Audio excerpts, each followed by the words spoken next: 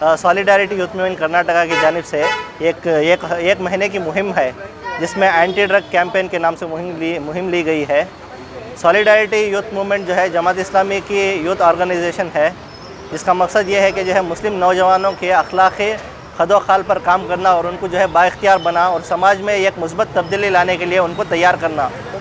तो उसी के पेश नज़र एक महीने की एक मुहिम लिया गया है, जिसमें इसका मकसद ये है कि समाज में जो ड्रग्स रिलेटेड जो भी इश्यूज़ हैं उसको एड्रेस किया जाए। ख़ास तौर से ड्रग्स रिलेटेड इश्यूज़ की अगर बात की जाए तो मुस्लिम नौजवानों का जो है एक बड़ा हिस्सा इस मंशियात में जो है मुलविस है। तो हम ये कर रहे हैं कि जो है इसके ज़रिए से, इस मुहिम के ज़रिए से हम ये काम करना चाहते हैं, लोगों में पहले तो इसके बारे में अवेयरनेस लाया जाए ताकि उनको पता चले कि ये ड्रग्स क्या है और उसकी कितनी किस्म के अक़साम है।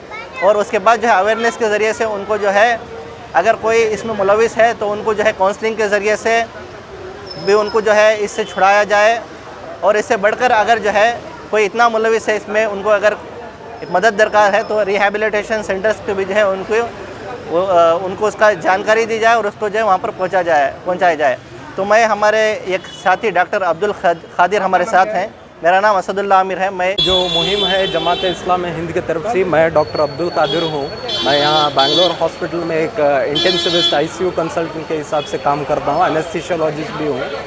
तो ये जो है ड्रग्स का सॉलिडारिटी मूवमेंट जो है वो जो हमारे पूरे समाज में जितने भी नौजवान इस ख़राब आदत में मुलविस हैं उन सब लोगों को बाहर निकालने के लिए और एक अवेयरनेस पैदा करने के लिए कि हम इसको आगे बढ़ने से कैसे रोक सकते हैं, प्रिवेंशन के तौर पर और एज वेल एज ट्रीटमेंट और रिहैबिलिटेशन के तौर पर एक अवेयरनेस के लिए प्रोग्राम लॉन्च हुआ है।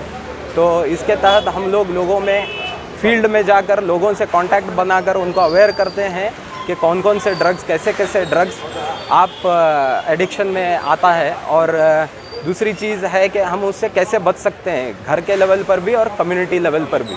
तो ये सारी मुहिम का एक मोटिव है। तो please support this movement and हाँ, डॉक्टर अब्दुल कादिर।